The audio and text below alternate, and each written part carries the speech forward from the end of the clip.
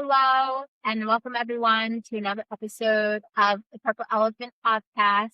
It is your little elephant, Janora, here to tell you a funny story about the day I escaped daycare in Maui, Hawaii, and what it taught me about leadership.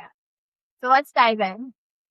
Have you ever noticed that employees don't usually wake up one morning and decide, you know what I'm going to do today? Today, I'm just going to ignore every policy that my organization has. Most people aren't trying to cause problems, they're trying to solve one. And I learned that lesson long before I ever became a consultant on a family vacation in Maui, Hawaii. And this is where I learned about peopleness. Another story. All of my childhood adventures have somehow prepared me for, I guess, what I was always meant to do. So now, if you've ever been to Maui, Hawaii, it's absolutely gorgeous. Palm trees, crystal clear blue water, and beaches that look like they're straight off a postcard. My parents wanted to spend the day exploring the island together. The only problem, they had me. Now, don't get me wrong, they loved me. But every parent reaches that point on vacation where they think, can we please just have one day to ourselves? So they found the hotel's daycare program. And at the time, the hotel that we stayed at was the Four Seasons, which is a really upscale hotel in Maui, Hawaii. So you would think that they had a really great, reputable daycare program back in 92, 93, whenever this was, early 90s. So they walked in, they gave me a hug, they kissed me goodbye, and they probably thought, perfect, she's safe, she's supervised. What could possibly go wrong? Well, about 10 minutes later, after they left, I met my best friend in Hawaii, little Miss Brooke. Now, let me tell you something about Brooke. Every bad decision needs a visionary. Brooke was that visionary. Just such a precocious little girl. I wonder whatever happened to her, honestly, but she was hilarious. And so she looked around that daycare room in 30 seconds and she said, and I was like, you talking to me? And she's like, come here. And I was like, what? She's like, we should leave.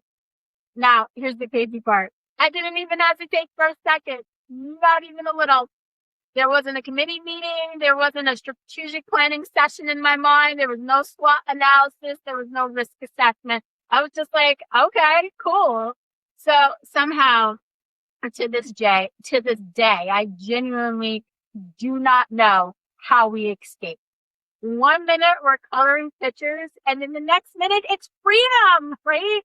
And so we looked at each other and we were like, all right, we have all this freedom. What should we do first? Mind you, like 7, 8-year-olds running around the hotel by themselves. So obviously we went to the pool and we marched over to that pool like 2 CEOs who had just approved our own vacation time.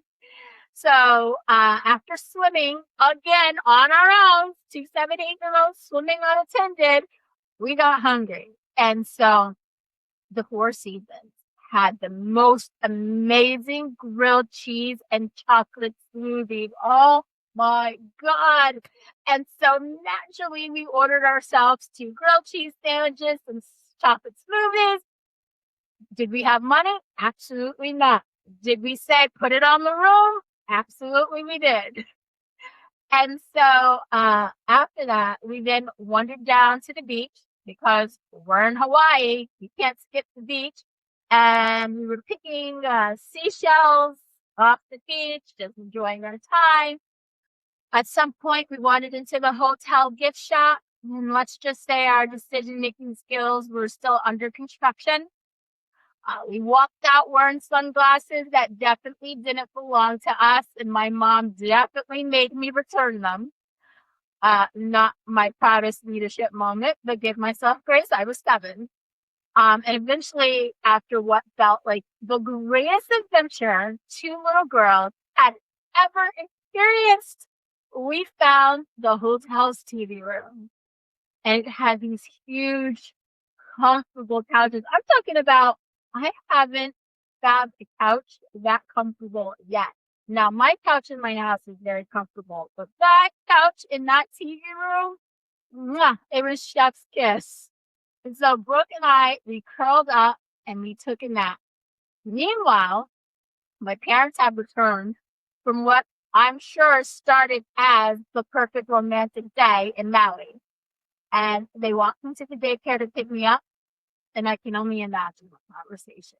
They were like, probably, hi, we're here for Janora. And, well, from what I understand, the daycare wasn't even aware that we were gone. So there's that.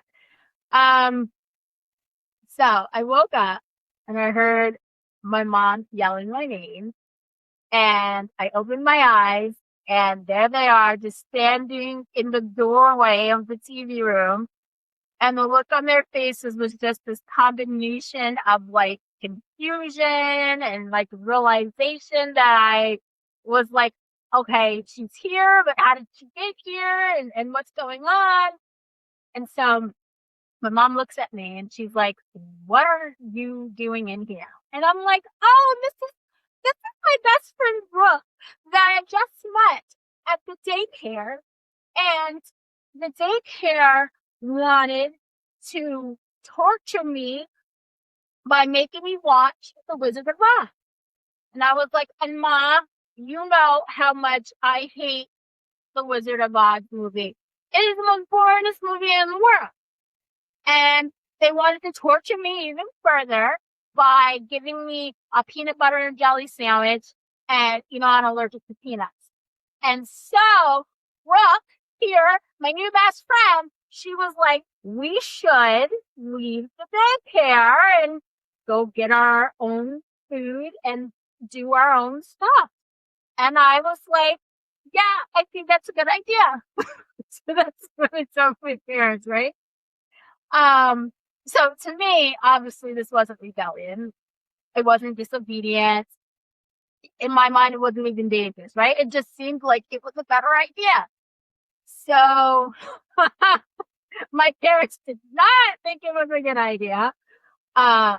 They did take me and escort me and Brooke back to that daycare. And they were like, I don't know if you know this, but these two kids were missing. The daycare's like, oh, we thought you came and picked them up. Then my mom's like, yeah, probably not going to leave you in this daycare for the rest of the time that we're here. So, I mean, that was my fun adventure. But organizations do this all the time, whether you realize it or not. Leaders think they're managing people. Employees think they're solving problems. And when people believe the official system isn't working, they don't stop working. They build their own system, aka they have their own adventure. So they go and they create shortcuts, they invent workarounds, they bypass approval processes, they stop following procedures, they start texting instead of documenting, they create side conversations instead of having a difficult one, they find their own Brooke to go have an adventure with, and there's always someone who says, I know the policy, but I have a better idea. And then suddenly everyone is eating metaphorical grilled cheese sandwiches by the pool. And as leaders, it's easy to assume that people leave the daycare because they don't care about the world. But more often than not, they're looking for something the system isn't providing, which is autonomy and clarity and efficiency and trust and connection, or simply a way to get their job done. So as human beings, we are wired to solve problems. If the official path goes slow or it's confusing or ineffective, well, they're going to create an unofficial one. And that's not always a people problem. Sometimes that's a systems problem. So organizations that thrive aren't the ones where people never wander off or have their own adventures.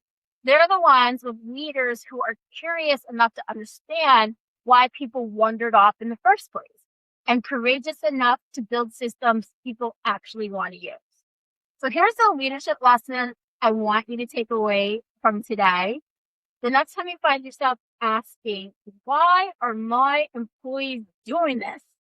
Pause, take a breath, because before you assume it's an attitude problem or that they're rebelling against the system or that it's a motivational problem or a performance problem, ask yourself 3 better questions.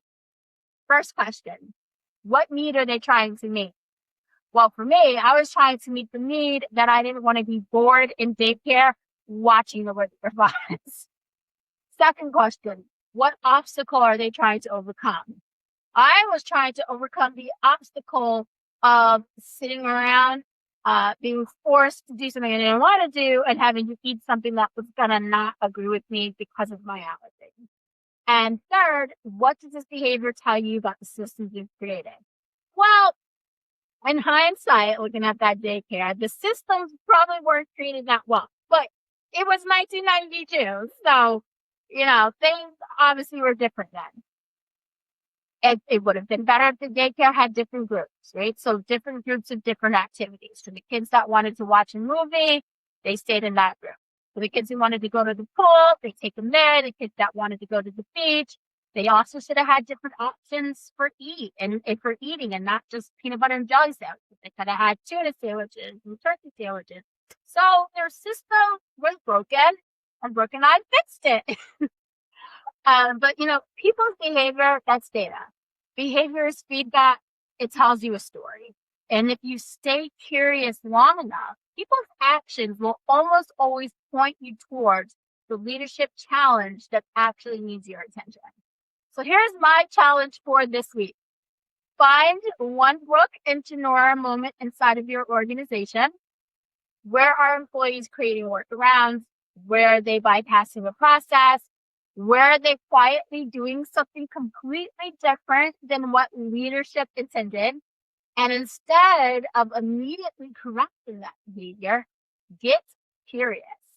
Ask why, because what looks like resistance might actually be innovation, and what looks like non-compliance might actually be frustration. And what looks like a people problem might actually be revealing a systems problem that you never noticed before. The great leaders don't just enforce rules. They build systems so effective that people no longer feel the need to escape the daycare. So remember, every behavior is telling you a story. The question is whether you're listening. So if this episode gave you a new way to think about leadership, be sure to subscribe, share it with another leader, and join me next month as we uncover another purple elephant hiding in plain sight. Perhaps you have your own Brooke, or now you'll go find one. But until then, I just want you to stay curious. I want you to keep asking better questions. And I want you to remember, the greatest risks in an organization are often the ones that no one is talking about. All right, I'm Janora. Thank you for joining me, and I will see you next month.